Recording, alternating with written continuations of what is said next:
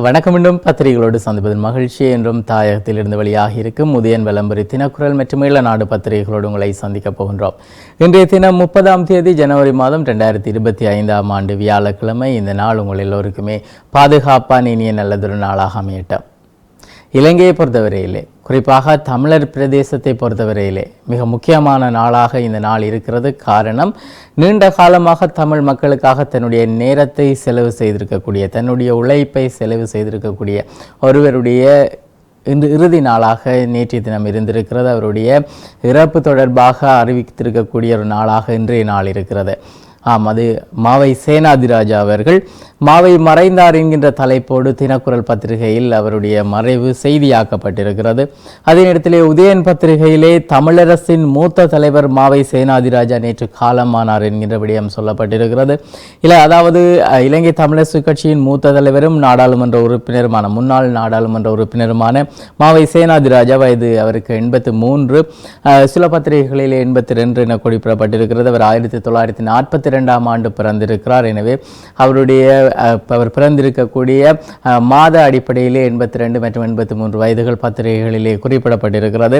1942ஆம் ஆண்டு பிறந்திருக்கக்கூடிய மாவை சேனாதிராஜா அவர்கள் நேற்றைய தினம் உயிரிழந்திருப்பதாக மருத்துவமனை உறுதிப்படுத்தி இருக்கிறது. அவர் யாழ் போதனா வைத்தியசாலையிலே அனுமதிக்கப்பட்டிருந்தார். அவருடைய தலையில் அடிபட்டதை தொடர்ந்து இரத்த கசிவு ஏற்பட்டிருந்தது. பலரும் அச்சமடைந்திருந்ததை போல அவருடைய உயிரிழப்பு நிகழ்ந்திருக்கிறது. இதனை வைத்தியசாலையினுடைய பணிப்பாளர் சத்தியமூர்த்தி அவர்கள் உறுதிப்படுத்தி இருக்கிறார்கள். எனவே அவருடைய இறப்பு தொடர்பாக, இவருடைய இறப்பு தமிழ் மக்களுக்கு நிச்சயமாக ஒரு இழப்பாக இருக்கும் என்கின்ற விடயம் இருக்கிறது. எனவே அவர் சார்ந்த செய்திகளுக்கு இன்று இருக்கக்கூடிய 4 பத்திரிகைகளும் தலைப்பு செய்திகளை கொடுத்திருக்கிறது. எனவே அந்த செய்திகள் இன்றைய தினம் பத்திரிகைகளிலே வந்திருக்கிறது. குறிப்பாக விரிவாக அவை தரப்பட்டிருக்கின்றன. அவற்றையும் நாங்கள் பார்த்து விடலாம். அவருடைய வரலாறு சம்பந்தமாகவும் அவருடைய காலங்களிலே அவர் கிட்டத்தட்ட 82 வருடங்கள் வாழ்ந்திருப்பாராக இருந்தால் அதில் 7 ஆண்டுகள் மொத்தமாக அவர் சிறையிலே கழித்திருக்கிறார். குறிப்பாக அது தமிழ் மக்களினுடைய உரிமைகளுக்காகவும் அல்லது இளைஞர்களுடைய உரிமைகளுக்கு அவர் போராடி சிறையில் இருந்தவராக இருக்கிறார். எங்களுடைய ஆயுள் காலங்களிலே எந்த அளவுக்கு அடுத்தவர்களுக்காக நேரங்களை ஒதுக்கினோம் என்கின்ற விடயம் எங்களுடைய ஆளுமையில் தங்கியிருக்கும். நிச்சயமாக அந்த வகையிலே கிட்டத்தட்ட 7 ஆண்டுகள் அவர் சிறையில் கழித்திருக்கிறார். ஏனைய விடயங்களை அவர் இன்று வரைக்கும், அவருடைய இறப்பு வரைக்கும் அவர் பொது விடயங்களுக்காக செலவு செய்திருக்கிறார். தமிழ் தேசியத்தின் ஒற்றுமைக்காக அவர் தன்னுடைய பங்களிப்பை செலுத்தியிருந்தார். நீண்ட காலமாக அவர் மௌனிக்கப்பட்ட தலைவராக விமர்சிக்கப்பட்டு வந்திருந்தாலும் அந்த மௌனத்தின் பின்னால் ஒரு தேசிய ஒருமைப்பாடு அல்லது தமிழ் தேசிய ஒற்றுமை இருக்கிறது என்பதே பலருக்கு தெரிந்திருக்கக்கூடிய உண்மையாக இருக்கிறது. மிகவும் எளிமையாக அனைவரும் அவரை சென்று அணுகக்கூடியவராக அவர் இருந்திருக்கிறார். சாதாரணமான மக்களும் அவரை சென்று பார்வையிட முடியும், அவரிடம் தங்களுக்கு தேவையான உதவிகளை பெற முடியும் என்கிற விடயங்கள் இருக்கிறது. எனவே இவ்வாறான தமிழரசு கட்சியினுடைய மூத்த தலைவர் அவர் அந்த செய்திகளை இன்றைய தினம் விரிவாக பார்க்க இருக்கிறோம். அதே நேரத்தில் ஜனாதிபதி இன்றைய தினம் யாழ் வருகை தர இருக்கிறார். அதே நேரத்திலே அவர் யாழ் ஒருங்கிணைப்பு குழு கூட்டத்திலே பங்கு பெற்று இருப்பதாக சொல்லப்படுகிறது. கடந்த ஒருங்கிணைப்பு கூட்டங்களிலே குழப்பம் விளைவித்தவர் என்று விமர்சிக்கப்பட்டிருக்கக்கூடிய டாக்டர் அர்ஜுனா அவர் இப்பொழுது கைதாகி இருக்கிறார். அவருடைய கைதின் பின்னணியிலே சில விடயங்கள் விமர்சனமாக சொல்லப்படுகிறது. காரணம், அவர் இந்த ஒருங்கிணைப்பு குழு கூட்டத்திலே பேசக்கூடாது என்பதற்காக அவர் கைது செய்யப்பட்டிருக்கலாம் என்கின்ற விடயங்களும் சொல்லப்படுகிறது. இருப்பினும் அனுராதபுரத்திலே வீதி ஒழுங்கை பின்பற்றவில்லை, அதனாலே அவர் கைது செய்யப்பட்டதாக சொல்லப்படுகிறது. இந்த நிலையில் நாம் செய்திகளுக்குள் நுழையலாம். தமிழரசுவின் மூத்த தலைவர் மாவை நேற்றிரவு மறைந்தார். தமிழர் அரசியலில் மிக பெரும் ஆளுமை அவர் என சொல்லப்பட்டதாக அந்த செய்தி தரப்பட்டிருக்கிறது. விரிவாக பார்க்கலாம். இலங்கை தமிழரசு கட்சியின் மூத்த தலைவர்களில் ஒருவரும் முன்னாள் பாராளுமன்ற உறுப்பினர்களில் ஒருவருமான மாவை சேனாதிராஜா நேற்று யாழ் போதனா வைத்தியசாலையிலே காலமாகி இருக்கிறார். இறக்கும்போது அவருக்கு வயது 82. இலங்கை தமிழர் அரசியலிலே மிக பெரும் ஆளுமையான மாவையின் இறப்பு தமிழ் மக்கள் மத்தியிலே பெரும் சோகத்தை ஏற்படுத்தியுள்ளது. மாவையின் இறப்பை யாழ்ப்பாணம் போதனா வைத்தியசாலையின் பணிப்பாளர் மருத்துவர் தங்கமுத்து சத்தியமூர்த்தி நேற்று உறுதிப்படுத்தியிருக்கிறார். வீட்டு குளியலறையில் தடக்கி விழுந்தமையால் தலையில் உள்ள நரம்பு ஒன்று பாதிக்கப்பட்ட நிலையில் மாவை சேனாதிராஜா யாழ்ப்பாணம் போதனா வைத்தியசாலையிலே சிகிச்சை பெற்று வந்த நிலையில் சிகிச்சை பலனின்றி உயிரிழந்திருக்கிறார். தலையிலே நரம்பு வெடிப்பு ஏற்பட்டதால் யாழ் போதனா வைத்தியசாலையிலே அவசர சிகிச்சை பிரிவிலே நேற்று முன்தினம் செவ்வாய்க்கிழமை அவர் அனுமதிக்கப்பட்டிருந்ததாகவும் அவருக்கு மூளையிலே ஏற்பட்ட இரத்த கசிவு காரணமாக அவருடைய உயிரிழப்பு நிகழ்ந்திருப்பதாகவும் செய்திகளில் குறிப்பிடப்பட்டிருக்கிறது. இந்த நிலையில் மாவை சேனாதிராஜா நேற்று இரவு உயிரிழந்தார் என்று அவருடைய குடும்ப உறுப்பினர்கள் உறுதிப்படுத்தியிருக்கிறார்கள். இலங்கை தமிழரசு கட்சியினுடைய வரலாற்றிலே ஒரு நிலைக்கல் மாவை சேனாதிராஜா, சோமசுந்தரம் சேனாதிராஜா என்பதே அவருடைய முழுமையான பெயர். இவர் 1942 ஆண்டு அக்டோபர் மாதம் 27ஆம் தேதி பிறந்திருக்கிறார். யாழ்ப்பாணம் வலிவடக்கு மாவட்டபுரத்தைச் சேர்ந்த அவர் மாவட்டபுரத்தைச் சேர்ந்தவர் என்பதோடு அவர் மாவட்டபுரம் என்கின்ற அந்த பெயரை தன்னோடு சேர்த்தவராக மாவி என்ற சொல்லை தன்னோடு சேர்த்திருக்கிறார். அந்த கிராமத்திலே கந்தசாமி, அதாவது கிராமத்தின் கந்தசாமி கடவுள் மாவை கந்தன் என்று அழைக்கப்படுவதை போன்று மாவை சேனாதிராஜாவும் மாவட்டபுரத்திலே மிகவும் பிரபலமான பிரதிநிதியாக விளங்குகிறார். பலர் அவரை எளிதாக சேனாதி மாவை அல்லது மாவை அண்ணன் என அழைத்திருக்கிறார்கள். தனது இளமை கல்வியை வீமன்காமன் பாடசாலையிலும் நடேசுரா கல்லூரியிலும் யாழிலே கல்வி கற்ற பின்னர் இலங்கை பல்கலைக்கழகத்திலே வெளிவாரி மாணவனாக இணைந்து இளமானி பட்டத்தை பெற்றதாக இளங்கலை பட்டத்தையும் அவர் பெற்றிருக்கிறார். ஸ்ரீமா பண்டாரநாயக்காவின் ஐக்கிய முன்னணி அரசாங்க காலத்திலே யாழ்ப்பாணத்திலே மாணவர்கள் மத்தியிலே, குறிப்பாக இளைஞர்கள் மத்தியிலே பெருமளவு அமைதி ஏற்பட்ட நாட்களில் ஹர்த்தால்கள், பகிஷ்கரிப்புகள், ஆர்ப்பாட்ட ஊர்வலங்கள், மறியல் போராட்டங்கள், கருப்பு கொடி போராட்டங்கள், உண்ணாவிரதங்கள் என்று அந்த காலத்தில் பெருவாரியான அரசியல் போராட்டங்கள் நடைபெற்றிருந்தன. அந்த போராட்டங்களிலே முன்னணியிலிருந்து செயற்படும் இளைஞராக மாவை சேனாதிராஜா இருந்திருந்தார். இளம் வயதில் பல்வேறு போராட்டங்களில் கலந்து தமிழ் மக்களுக்கு எதிராக நடந்த இனவன் கொடுமைகளுக்கு எதிராக குரல் கொடுத்த மாவை 1973 கைது செய்யப்பட்டு 1977 விடுதலை செய்யப்பட்டிருந்தார். சிறை சென்றதால் பல்கலைக்கழக கற்கையை தொடர முடியாத நிலை ஏற்படவே வெளிவாரி கற்கை, சட்டத்துறை கற்கையையும் தொடர முடியாமல் இடைவிலகி இருந்தார். சிறையிலிருந்து விடுதலை பெற்ற பின்னர் 1978 இந்தியாவுக்கு சென்று அண்ணாமலை பல்கலைக்கழகத்திலே கல்வி கற்று பட்டத்தையும் அவர் பெற்றிருந்தார். தமிழ் மக்களுக்கு எதிரான அநீதிக்காக சிறு வயது முதலே கிளர்ந்தெழுந்து பல்வேறு அகிம்சை போராட்டங்களிலே அவர் பங்கேற்றிருந்தார். தந்தை செல்வா தமிழ் மக்களுக்காக போராடிய அல்லது சத்தியாகிரக போராட்டங்களின் போது உடனிருந்து செயற்பட்டவராகவும் 11 தடவை அவர் கைது செய்யப்பட்டு மொத்தமாக 7 ஆண்டுகளுக்கு மேலாக சிறைவாசம் அனுபவித்தவராகவும் இருக்கிறார். வாலிப முன்னணியின் செயலாளராகவும் இளைஞர் பேரவையின் செயலாளராகவும் இளம் வயதிலே செயற்பட்ட இவர் தமிழரசு கட்சியின் உறுப்பினராகவும் தமிழர் விடுதலை கூட்டணியின் அரசியல் குழு உறுப்பினராகவும் தொடர்ந்து செயற்பட்டமை குறிப்பிடத்தக்கது. சேனாதிராஜா 1989 பாராளுமன்ற தேர்தலிலே தமிழர் விடுதலை கூட்டணி சார்பிலே யாழ் மாவட்டத்திலே போட்டியிட்டு கூட்டணியின் வேட்பாளர்களில் 13ஆவதாக வந்து தோல்வியடைந்திருந்தார். ஆனாலும் அமிர்தலிங்கம் 1989 ஆண்டு ஜூலை 13 படுகொலை செய்யப்பட்டதை அடுத்து அவரின் இடத்துக்கு சேனாதிராஜா தேசிய பட்டியல் மூலமாக பாராளுமன்றத்துக்கு தெரிவு செய்யப்பட்டார். 1999 ஜூலை 29 நீலன் திருச்செல்வம் படுகொலை செய்யப்பட்டதை அடுத்து மீண்டும் தேசிய பட்டியல் மூலம் பாராளுமன்றம் சென்றிருந்தார். 2000ஆம் ஆண்டு நாடாளுமன்ற தேர்தலிலே தமிழர் விடுதலை கூட்டணி சார்பிலே யாழ் மாவட்ட தேர்தல் மாவட்டத்திலே போட்டியிட்டு வெற்றி பெற்றதுடன் 2001, 2004, 2010 ஆகிய ஆண்டுகளிலே இடம்பெற்ற தேர்தல்களிலே தமிழ் தேசிய கூட்டமைப்பு சார்பிலே போட்டியிட்டு வெற்றி பெற்றிருந்தார். செப்டம்பர் 2014 சேனாதிராஜா இலங்கை தமிழரசு கட்சியினுடைய தலைவராக தெரிவு செய்யப்பட்டிருந்தார். 2020ஆம் ஆண்டு பாராளுமன்ற தேர்தலிலே தமிழ் தேசிய கூட்டமைப்பின் உட்கட்சி முரண்பாடுகள் மற்றும் வாக்கு வீழ்ச்சியால் மாவை சேனாதிராஜா தோல்வி கண்டார். இது அவரது நீண்ட அரசியல் பயணத்தின் ஒரு முக்கிய மாற்றமாகும். இலங்கை தமிழரசு கட்சியின் மிக நெருக்கடியான காலகட்டங்களிலே தலைவராக பணியாற்றி கட்சியை கொண்டு செல்வதற்கு பல்வேறு முயற்சிகளை மேற்கொண்ட ஒரு உன்னதமான மனிதராக அவர் இருக்கிறார். மாவை சேனாதிராஜாவின் இறுதிச் சடங்கு எதிர்வருகின்ற 2ஆம் தேதி ஞாயிற்றுக்கிழமை பிற்பகல் 3 மணிக்கு மாவட்டபுரம் அன்னாருடைய இல்லத்திலே இடம்பெறும் என அறிவிக்கப்பட்டிருக்கிறது. இந்த விடயம் தொடர்பாக முழுமையான விவரத்தை நாங்கள் பார்த்திருக்கின்றோம். செய்திகளுக்குள்ளே நுழையலாம். ஜனாதிபதி அனுர வருகை போராட தடை விதிக்குமாறு நீதிமன்றத்தை போலீசார் நாடியிருக்கிறார்கள். அவை சார்ந்த செய்திகள் உதயன் பத்திரிகையில் விரிவாக தரப்பட்டிருக்கின்றன. சுற்றுலாத்துறையிலே நியூசிலாந்து முதலிடம், யாழ் பல்கலைக்கழகத்துக்கு உதவிகள் செய்யும் என்கின்ற செய்திகள் பதிவாகி இருக்கிறது. குளத்தில் சாகசம் இளைஞர் நிரப்பு என்கின்ற ஒரு விடயம் சொல்லப்பட்டிருக்கிறது. அதே நேரத்திலே அச்சகத்துக்குள் அடாவடி ஆசிரியர் மீது முறைப்பாடு என்கின்ற விடயங்கள் வவுனியா சார்ந்த செய்தியாக அமைய பெற்றிருக்கின்றன. யாழ் பல்கலைக்கழகத்தின் கலை பீடாதிபதியாக தொடர பேராசிரியர் ரவுராம் இணக்கம் தெரிவித்திருந்தார். அண்மையிலே பல்கலைக்கழக மாணவர்கள் உண்ணாவிரத போராட்டத்தை நடத்தியிருந்தார்கள். அது தொடர்ந்து பல்வேறு பல்கலைக்கழகத்துக்குள்ளே பல்வேறு விடயங்கள் இடம்பெற்றிருந்தன. இப்பொழுது அவர் மீண்டும் தன்னுடைய பதவியிலே தொடர இணக்கம் தெரிவித்திருக்கிறார். பாலியல் விடுதி ஒன்று கோப்பாயிலே முற்றுகையிடப்பட்டிருக்கிறது.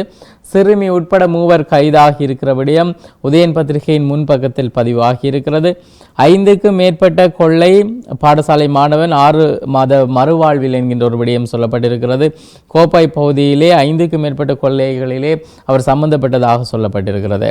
அதே நேரத்திலே அர்ஜுனா எம்பி நேற்று கைது என்கின்ற விடயம் சொல்லப்பட்டிருக்கிறது. தொடர்ச்சியாக முச்சந்தி முரளியுடைய கருத்தும் உதயன் பத்திரிகையின் முன்பக்கத்திலே வருவது வழமை. மாவை ஐயாவுக்கு முச்சந்தி முரளியின் அஞ்சலி என்ன, அவருடைய அஞ்சலி சார்ந்தே இன்றைய தினம் செய்திகள் இருக்கிறது. அதே நேரத்திலே 40,000 போதை மாத்திரைகள் 5 இளைஞர்கள் கைது என்கின்ற விடயங்களும் இன்றைய தினம் உதயன் பத்திரிகையின் முன்பக்க செய்திகளாக பதிவாகி இருக்கிறது. தொடர்ந்து வலம்புரி பத்திரிகையை பார்க்கலாம். வலம்புரி பத்திரிகையின் தலைப்பு செய்தியாகவும் இன்றைய தினம் இலங்கை தமிழரசு கட்சியினுடைய மூத்த தலைவர் மாவை காலமானார் என்கின்ற விடயமே அமைய பெற்றிருக்கிறது. விரிவாக பார்த்திருக்கின்றோம். கலைப்பீட மாணவர் 2 வகுப்பு தடை அங்கீகரித்தது பேரவை என்கின்ற விடயம் சொல்லப்பட்டிருக்கிறது. அதாவது யாழ் பல்கலைக்கழகத்தினுடைய கலைப்பீட மாணவர் 2 வகுப்பு தடை விதிக்கப்பட்டுள்ளது. யாழ் பல்கலைக்கழக பரமேஸ்வரன் ஆலய வளாகத்துக்கு முன்பாக நடந்த சம்பவம் தொடர்பான குற்றச்சாட்டின் அடிப்படையிலே மேற்படி மாணவர்கள் 2 யாழ் பல்கலைக்கழகம் ஒழுக்காற்று சபையால் வகுப்பு தடை விதிக்கப்பட்டதாக அந்த செய்தியில் சொல்லப்பட்டிருக்கிறது. அனுர நாளை யாழ் விஜயம் என்கின்ற விடயம் சொல்லப்பட்டிருக்கிறது. ஜனாதிபதி அனுரகுமார திசாநாயக்க நாளை 31ஆம் தேதி வெள்ளிக்கிழமை யாழ்ப்பாணத்துக்கு விஜயம் மேற்கொள்ள உள்ளதான விடயங்கள் சொல்லப்பட்டிருக்கின்றன. ஜோசிதவிடமிருந்து 7 துப்பாக்கிகள் பறிமுதல் செய்யப்பட்டதாக சொல்லப்பட்டிருக்கிறது. முன்னாள் ஜனாதிபதி மஹிந்த ராஜபக்ஷவின் மகன் ஜோசித ராஜபக்ஷவிடம் இருந்த 9 துப்பாக்கிகளிலே 7 துப்பாக்கிகளை பாதுகாப்பு அமைச்சகம் கையகப்படுத்தி இருக்கிறது என்று பாதுகாப்பு செயலாளர் மார்ஷல் சம்பத் துயா தெரிவித்திருப்பதாக அந்த செய்தியில் குறிப்பிடப்பட்டிருக்கிறது. நேற்று நடைபெற்ற பாதுகாப்பு அமைச்சினுடைய அந்த ஊடக சந்திப்பிலே அவர் இந்த விடயங்களை பதிவு செய்திருக்கிறார்.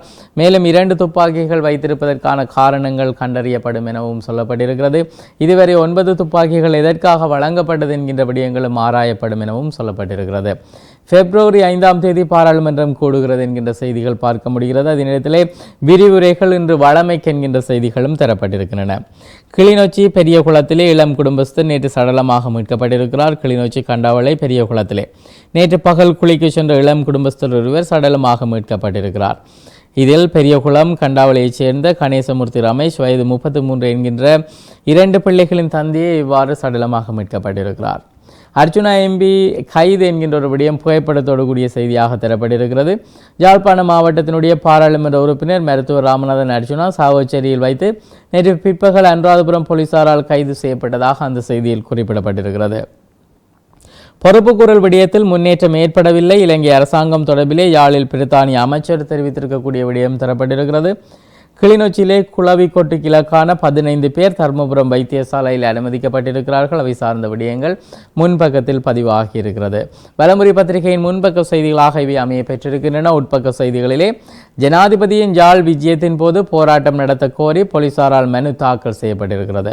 ஜனாதிபதி அனுரகுமார திசாநாயக்கவின் யாழ் வருகையின் போது போராட்டம் நடத்துவதற்கு தடை விதிக்க கோரி யாழ்ப்பாணம் போலீசார் நீதிமன்றத்திலே மனு தாக்கல் செய்திருப்பதாக அந்த செய்தியிலே சொல்லப்பட்டிருக்கிறது. இதே நேரத்திலே ஜனாதிபதியின் முயற்சிக்கு தடையாக உள்ள அரசியலமைப்பு முன்னாள் ஜனாதிபதிகளின் சலுகைகளை குறைப்பதிலே சிக்கல் என்கின்ற விடயங்கள் சொல்லப்பட்டிருக்கிறது.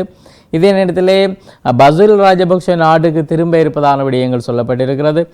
அதே நேரத்திலே அடுத்த சில மாதங்களிலே பணவீக்கம் வீழ்ச்சியடையும் என இலங்கை மத்திய வங்கி தெரிவித்திருக்கக்கூடிய விடயங்களும் பார்க்க முடிகிறது. தற்போது பணவீழ்ச்சி தொடர்பான விடயங்கள் விரிவாக ஆராயப்பட்டு வருகின்றன. இதன் அடிப்படையிலே அடுத்த சில மாதங்களிலே பணவீக்கம் வீழ்ச்சியடையும் என இலங்கை மத்திய வங்கி தெரிவித்திருக்கிறது. தொடர்ந்து தினக்குரல் பத்திரிகையை பார்க்கலாம். தலைப்பு செய்தியாக மறைந்தார் மாவி என்கின்ற செய்தியாக அது அமைய பெற்றிருக்கிறது. விரிவாக நாங்கள் அந்த செய்தி தொடர்பாக பார்த்திருக்கின்றோம். முன்பக்க செய்திகளிலே பாதுகாப்பு படைகளின் பிரதானி பதவி ரத்து என்கின்ற விடயம் சொல்லப்பட்டிருக்கிறது. பாதுகாப்பு படைகளின் பிரதானி பதவி தொடர்ந்து வைத்திருப்பதற்கு அரசாங்கம் விரும்பவில்லை என பாதுகாப்பு செயலாளர் ஏல் வைஷல் மார்ஷல் சம்பத் தெரிவித்திருக்கக்கூடிய விடயம் தரப்பட்டிருக்கிறது. அதன் இடத்திலே கலை பீடாதிபதியாக ரவுராம் தொடர்ந்து பதவி வகிப்பார் என்கின்ற விடயம் சொல்லப்பட்டிருக்கிறது. இலங்கை இந்திய மீனவர்கள் பிரச்சினைக்கு தீர்வே இல்லை, வெளிவார அமைச்சின் பேச்சாளர் தெரிவித்திருக்கிறார். குறிப்பாக அவர் தெரிவித்திருந்தார், அரசியல் ரீதியாகவோ அல்லது நாடுகளுடைய வெளிவார பிரச்சினை ரீதியாகவோ இதனை அணுக முடியாதுள்ளது. காரணம் சட்டங்களுக்கு கட்டுப்படாதவர்களுடைய செயற்பாடாக இது இருப்பதாக அவர் தெரிவித்திருக்கிறார். எனவே ஒவ்வொருவரும் சட்டத்துக்கு கட்டுப்படும் போதே இந்த பிரச்சினைக்கு தீர்வை காண முடியும் என்கின்ற தோரணையிலே அவருடைய கருத்துக்கள் அமைய பெற்றிருக்கிறது. ஜனாதிபதி அனுரவின் யாழ் விஜயம், போராட்டங்களை தடுக்க போலீசார் முஸ்தீபு, நாடாளுமன்ற உறுப்பினர் உட்பட 5 மன்று அழைப்பு கட்டளை என்கின்ற விடயம் சொல்லப்பட்டிருக்கிறது. விரிவாக அந்த செய்தி தரப்பட்டிருக்கிறது. நாடாளுமன்ற உறுப்பினர் கைது செய்யப்பட்டிருக்கிறார். அதாவது டாக்டர் அர்ஜுனா அவர்கள் கைது செய்யப்பட்டிருக்கிறார்கள். அது சார்ந்த விடயங்கள் தரப்பட்டிருக்கின்றன. கிளிநொச்சியில் 2 இடங்களிலே சுற்றி வளைப்பு, பெருமளவு மாத்திரைகளுடன் 5 இளைஞர்கள் கைது என்கின்ற விடயங்கள் சொல்லப்பட்டிருக்கிறது. யோஷித ராஜபக்சவிடம் மட்டும் 6 துப்பாக்கிகள் அனைத்து பெறப்படுமாம் என்கின்ற செய்திகளும் சொல்லப்பட்டிருக்கின்றன. யாழில் மீட்கப்பட்ட பிரான்ஸ் நாட்டவர் என்கின்ற விடயம் சொல்லப்பட்டிருக்கிறது. அனுராதபுரத்திலே காணாமல் போன பிரான்ஸ் நாட்டு பிரஜை கடந்த திங்கட்கிழமை யாழ்ப்பாணத்திலே கண்டுபிடிக்கப்பட்ட நிலையில் நீதிமன்றம் ஊடாக உறவினர்களிடம் ஒப்படைக்கப்பட்டிருப்பதாக அந்த செய்தியில் சொல்லப்பட்டிருக்கிறது. மயிலட்டியிலே விடுவிக்கப்படாமல் உள்ள 3 கிராம சேவர் பிரிவுகளை விடுவிக்க நடவடிக்கை எடுங்கள், வடமாகாண ஆளுநரிடம் கோரிக்கை வைக்கப்பட்டிருக்கிறது. அவை சார்ந்த விடயங்கள் விரிவாக தரப்பட்டிருக்கின்றன. குளவிக்கொட்டு கிழக்கான 15 பேர் வைத்தியசாலையில் அனுமதிக்கப்பட்டிருக்கிறார்கள். புகைப்படம் இணைக்கப்பட்ட செய்தியாக அந்த செய்தி தரப்பட்டிருக்கிறது. கிளிநொச்சி பகுதியிலே இந்த சம்பவம் பதிவாகியிருக்கிறது. தினக்குரல் பத்திரிகையின் உட்பக்க செய்திகளிலே அண்ணனின் விடுதலைக்காக காத்திருக்கின்ற தங்கை வாகினி என்று சொல்லப்படுகிறது. அதாவது ஜனாதிபதியிடம் அவர் உருக்கமான கோரிக்கை ஒன்றை வைத்திருக்கிறார்.